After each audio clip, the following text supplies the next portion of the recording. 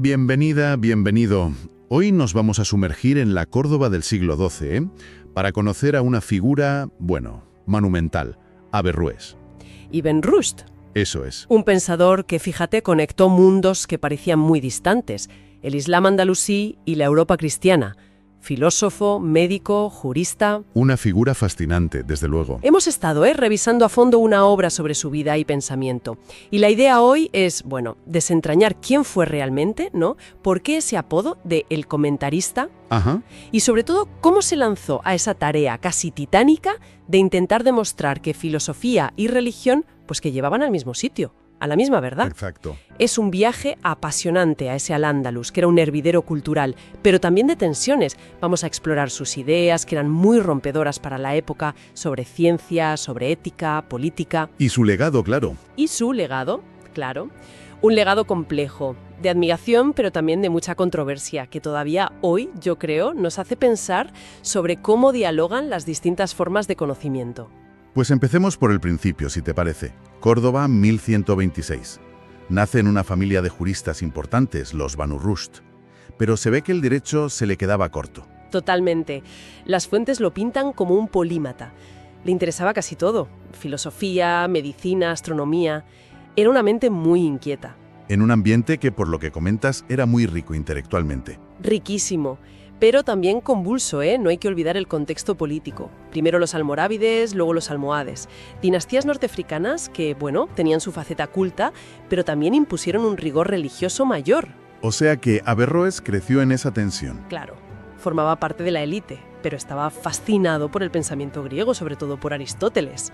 Y tenía que, navegar esas aguas.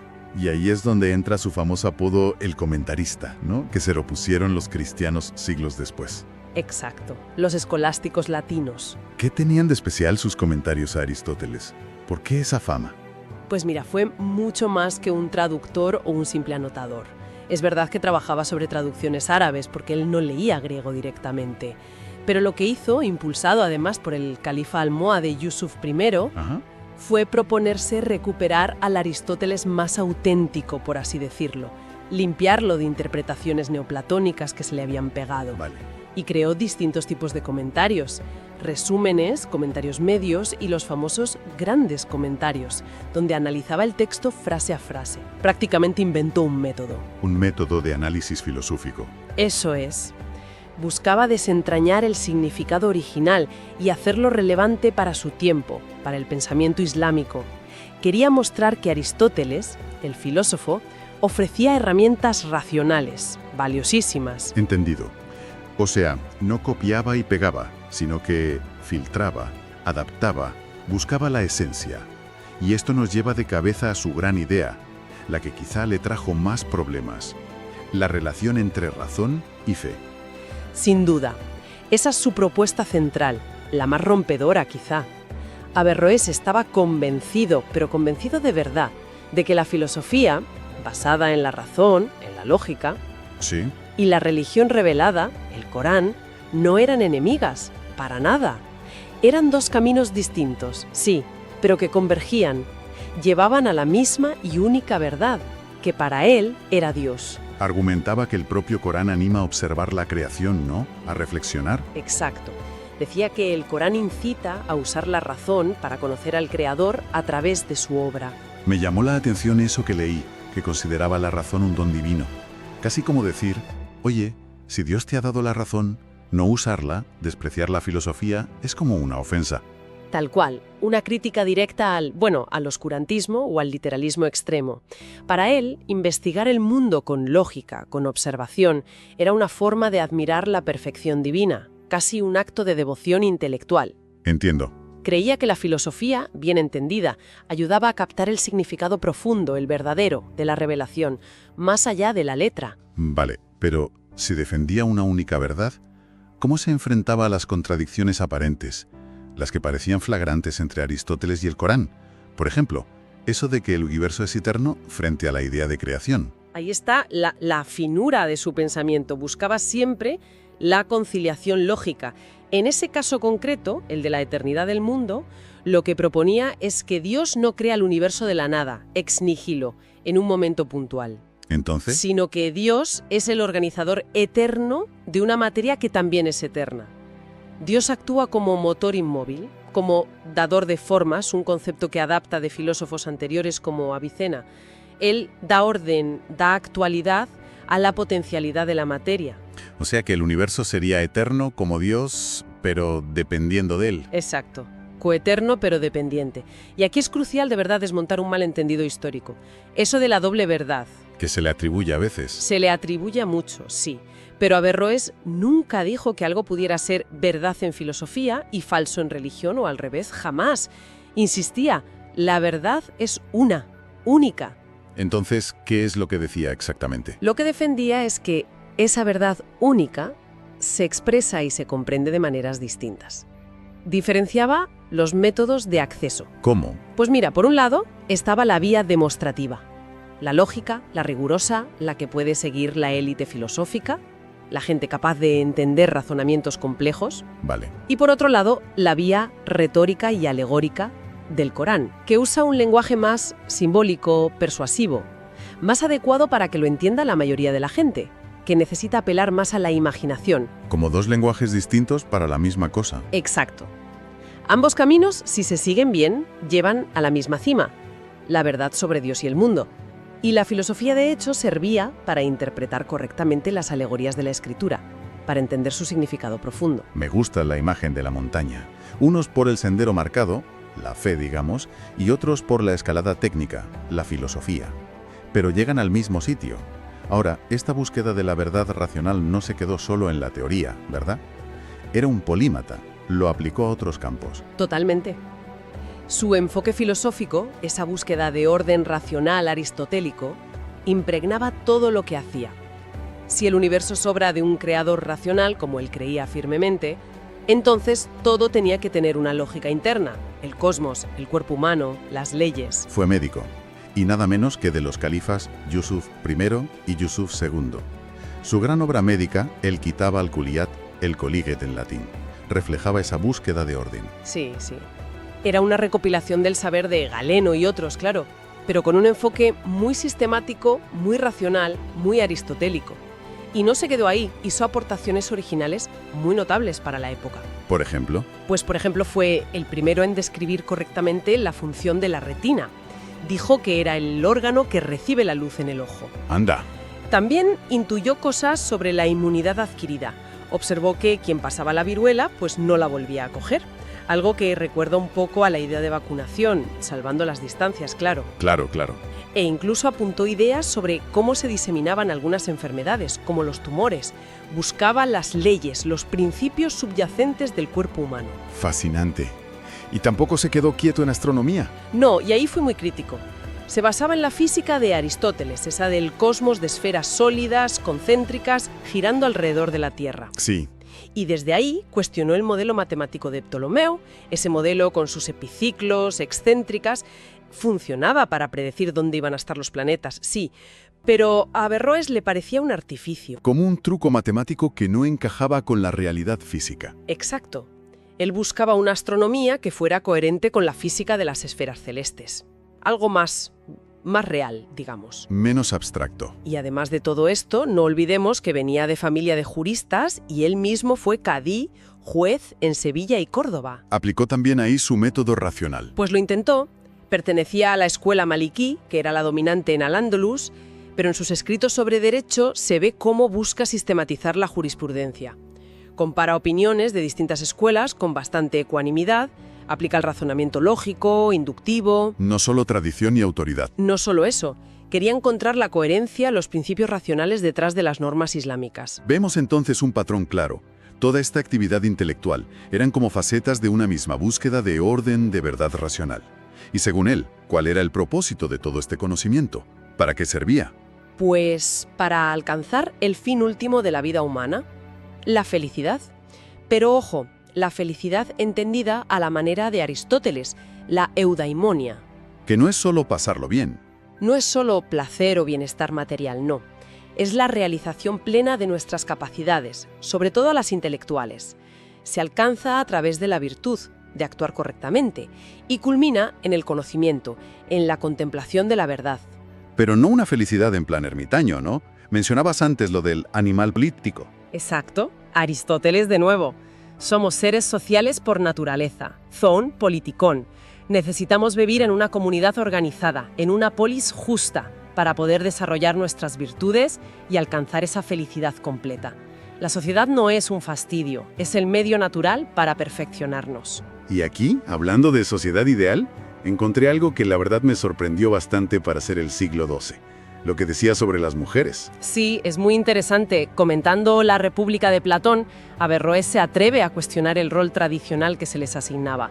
Argumenta que, admite el prejuicio de la época diciendo que quizá la mayoría estén más dotadas para lo doméstico. Sí, eso lo matiza. Lo matiza, claro, pero dice que no hay una razón natural para excluirlas de otras funciones. Sostiene que algunas mujeres podrían tener talento para la filosofía o para la guerra, o el gobierno, igual que los hombres. Vaya. Y que la sociedad, al limitarlas solo al hogar, está perdiendo un potencial enorme.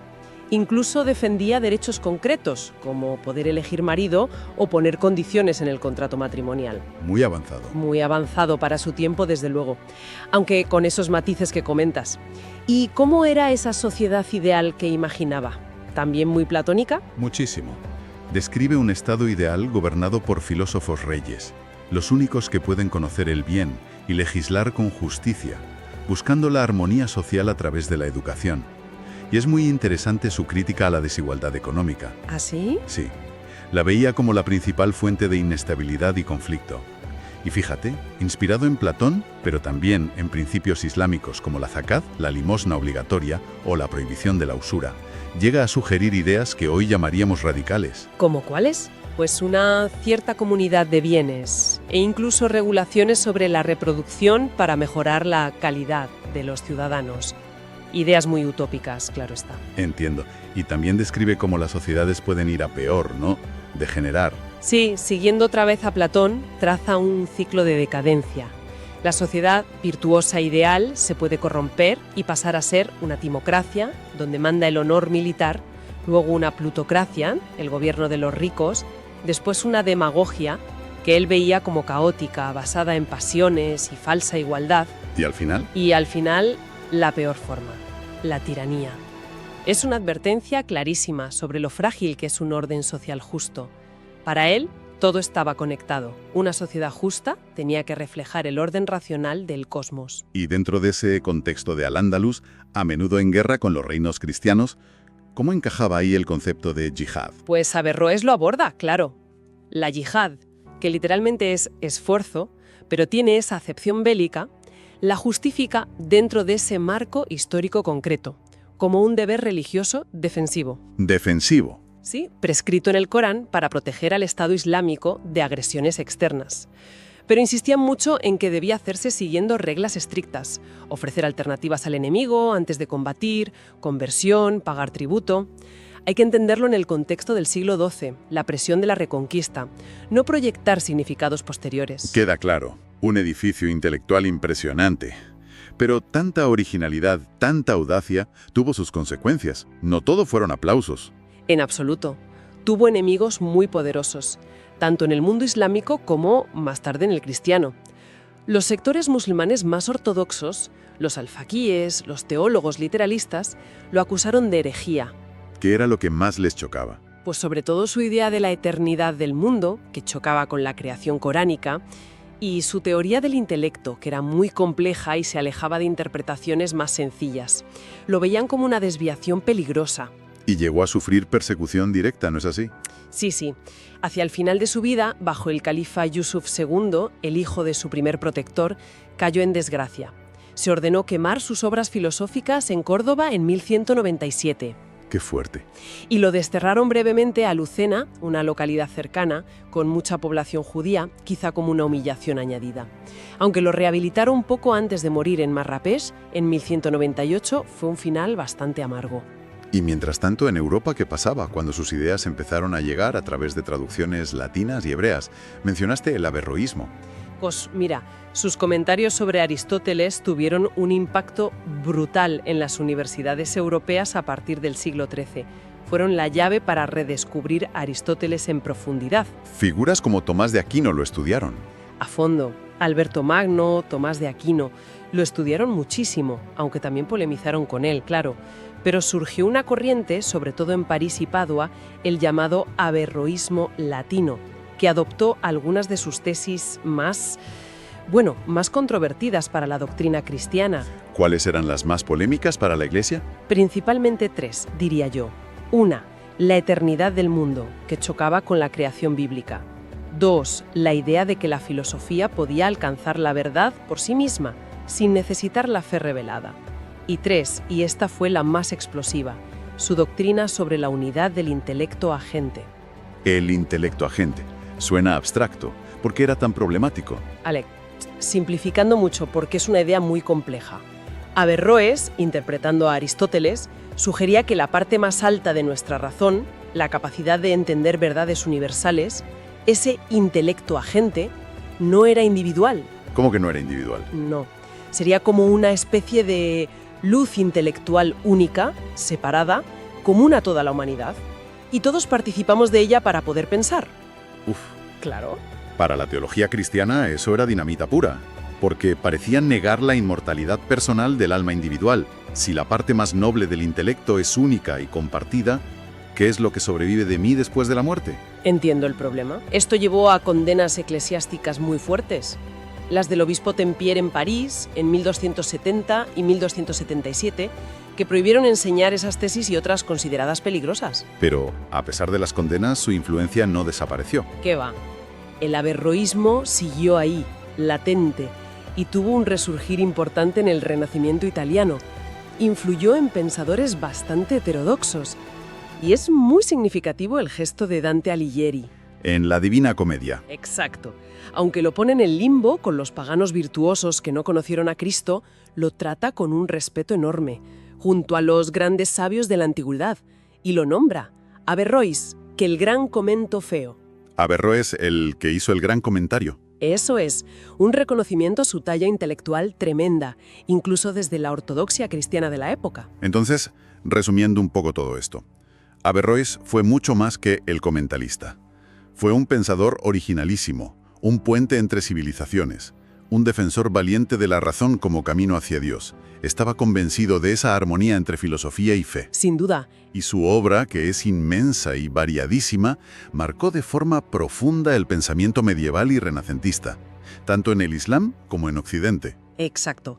Y su intento de síntesis, aunque estuvo lleno de tensiones, de controversias, nos deja una pregunta que resuena hasta hoy, ¿no crees? ¿Cuál dirías que es? Pues en nuestro tiempo, que también está marcado por debates a veces muy agrios entre ciencia y fe, razón y tradición, entre culturas distintas, ¿qué podemos aprender de ese esfuerzo titánico de Averroes por buscar la concordia, por valorar la educación, el pensamiento crítico como herramientas para construir una sociedad pues mejor, más realizada? Una pregunta que la verdad más de 8 siglos después sigue totalmente abierta y nos invita a seguir pensando.